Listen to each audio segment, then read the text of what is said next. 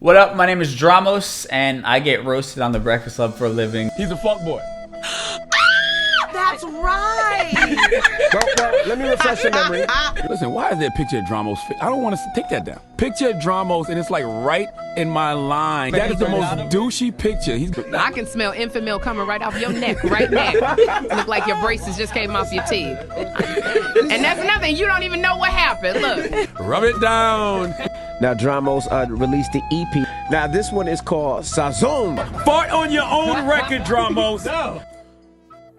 All right, so first and foremost, if you're watching this, you're probably like, what the hell is this channel? Your lords, all this stuff. So this is myself and my guy, EJ. There you go. This is our creative project, our creative outlet. There's gonna be a lot of different content coming on here and just a lot of different ways that we're gonna be expressing ourselves. You know, for me personally, I know I'm always the guy who like never talks on The Breakfast Club. So this is a way for me to showcase some of my interests, maybe even give some sort of feedback on things that are going on in the show. To kind of start things off, I thought I'd kind of answer some of the main things I always get hit up about, which is how I got the job at The Breakfast Club, how I got into radio, and what the hell it is I actually do on The Breakfast Club. So to start, I'm one of the producers of the show, and I'm also the national board operator. So anything happening in the show as far as sound effects, all the farts, all the bombs, I'm the one controlling that, controlling the music, all their mics, all that kind of stuff, the audio happening on the show, making sure, you know, everything kind of stays on track and the show stays on the air. And then as far as how did I get my job there, or my job in radio, basically it all started with DJing. You know, I was DJing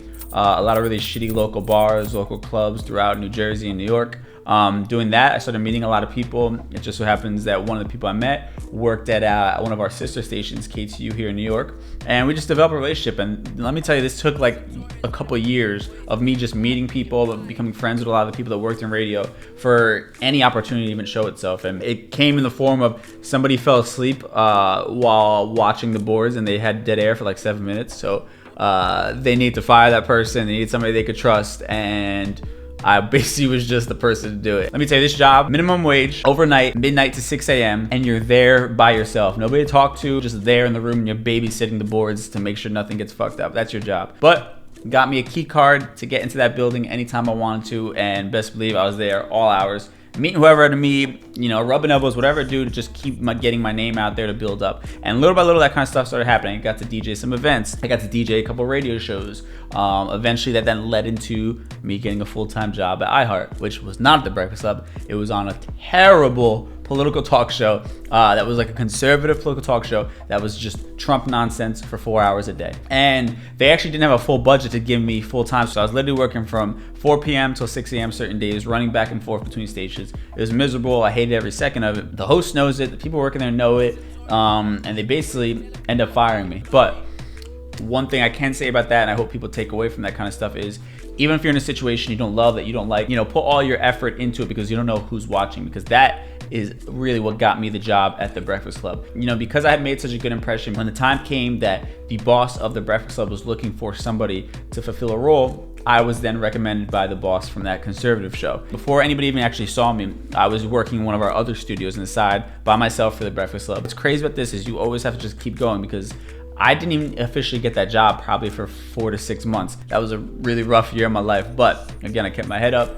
I did what I had to do, and I kept that long-term vision. I knew I wanted to be there in the long term, and you know, didn't complain about it. And eventually, the job became mine. And yeah, that's how I got the job at The Breakfast Club, and how, you know, my dream came true of getting to work with those guys every single day. And I hope you guys like this little story. I hope it maybe is a little bit inspiring for some people. And any other questions, leave it in the comments. Please like and subscribe, all that good stuff. And yeah, we'll kind of see what we do. You know, bringing you on this journey very early. If you're watching this, you're here at the beginning. So we're all gonna go on this journey together and kind of see what we come up with.